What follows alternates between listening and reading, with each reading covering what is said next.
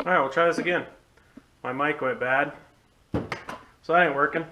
So, where we're at again is, I started filming a couple days ago, a couple days ago on my last days off, and started tearing the motor down, and that SD card got, I lost all the footage. So, recording on my GoPro this time. We're not using the cell phone, so hopefully this video turns out a little better. So what we're doing is we're getting the motor out, the tranny out, seat belts out, seats out, did I say battery? Getting everything out of the car, getting it stripped down for winter. Got a replacement tranny there. We got to get this old Power Glide out. All I got left is the motor mount bolts, trans bolt, drive line, starter's already out, and we'll get her pulled apart and we'll get ready for winter. I'm trying to get this motor and this car ready for winter so I can pull my Ford Ranger back in here. You guys remember that build from a few years ago? I'm going to go ahead and get that turboed Ford Ranger back up and running and turn that into a street vehicle and make that my daily. So stay tuned and we'll get this motor out. Hopefully the lighting's good enough you can see. So I gotta get these two tranny lines off, torque converter bolts out. I got the one transmission bolt here, and pull the drive line. You can see the rust and stuff I got to deal with over the winter. So we'll get her all yanked out and go from there.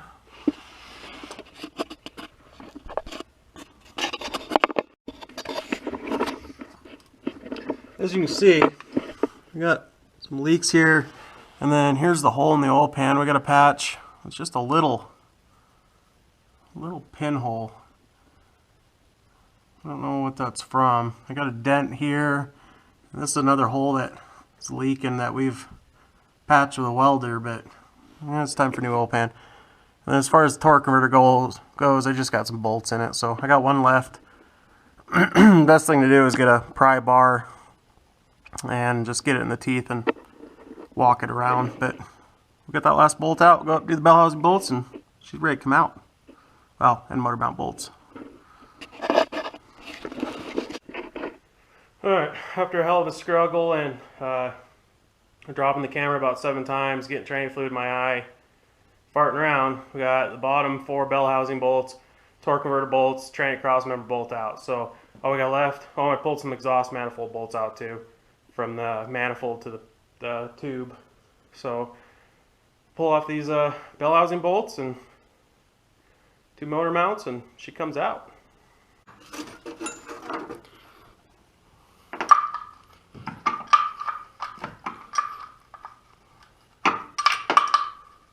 There's not enough room for the head of the ratchet wrench on this bell housing bolt, because that sure would make life a lot easier.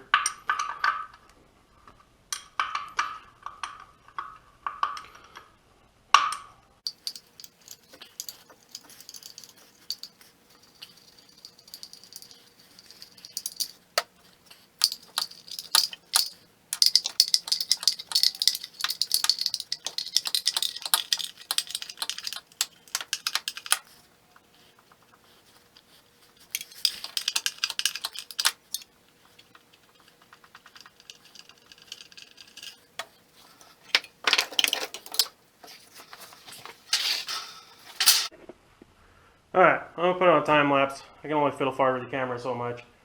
Granted, give it to these YouTube guys pulling motors and stuff. Camera stuff's kind of a pain in the ass. So, here goes the time lapse. Alright, time lapse is weird on GoPro. It only took 13 pictures, so there's a lot of lost footage there.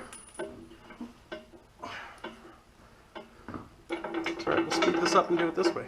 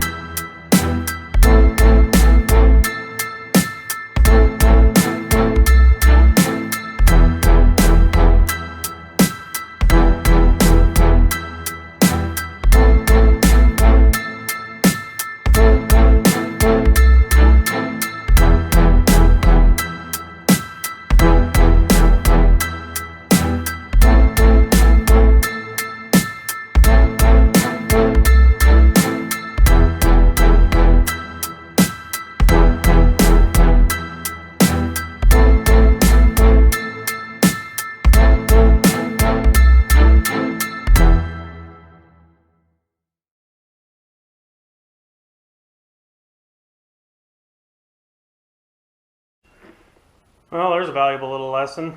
Make sure you guys check your engine stand bolts and stuff before you put a motor on it. As you've seen, that bottom bolt was loose. That was slid out 3 inches. We almost glad I noticed that. So make sure all your engine stand bolts are tight and put together correctly. I left the flex plate on here because I plan on bolting the starter back up and starting this on the stand later on this year. So, oh, I made a mess. Alright, now let's get the transmission out. For anybody that's wondering, that's just a stock, oh shit, I can't remember, 70s or late 60s stock 2-speed Power Glide. It's the aluminum housing, not the cast iron or steel. Alright, let's get that out now. If anybody's wondering why I didn't pull this other exhaust manifold,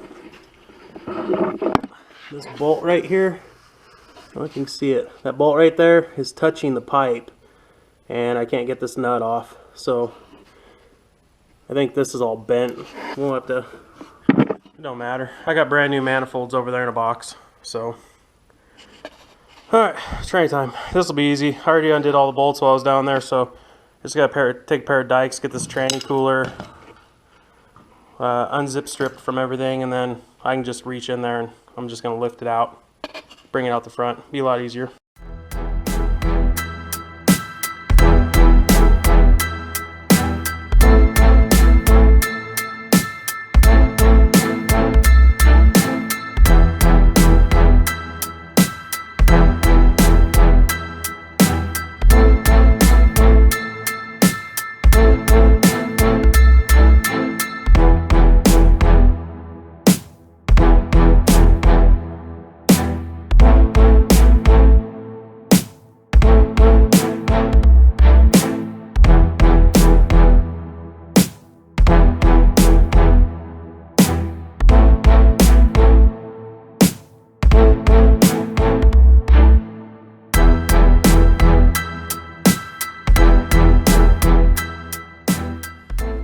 Sorry about that. My wife came in and helped me, and I dropped the transmission while I was lifting it out, and or not the transmission, the camera, and I had the tranny on my lap and couldn't do nothing about it. But it's out.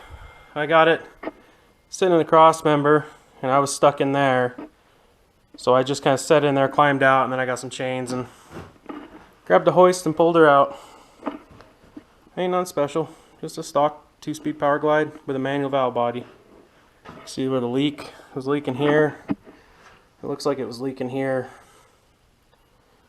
I made a mess, but it's out. Next, I gotta get the drive line out. I just slid the tranny out of the drive line. So I gotta pull the drive line, the shift rod, seats and seat belts, battery, and it's ready to come out. Alright, well, let's hope that video turned out. I got the race car out of the garage last night, put it away. It was too much to do while trying to hold the camera, so I don't know how these other YouTube mechanic guys or whatever film, but I guess it just takes practice and we'll get it figured out. So the GoPro is pretty well dead. I didn't charge it last night. I had problems with it falling, so there's going to be a lot of cutouts and everything, but thanks for watching. Next video will be how to winterize, or how I store my carburetor for the winter time before I put it away, because I don't like to just, yeah, we'll get into that. And then here in the next little bit, I'm going to be pulling my Ford Ranger in, and we're going to start getting that thing ready to go. Thanks for watching.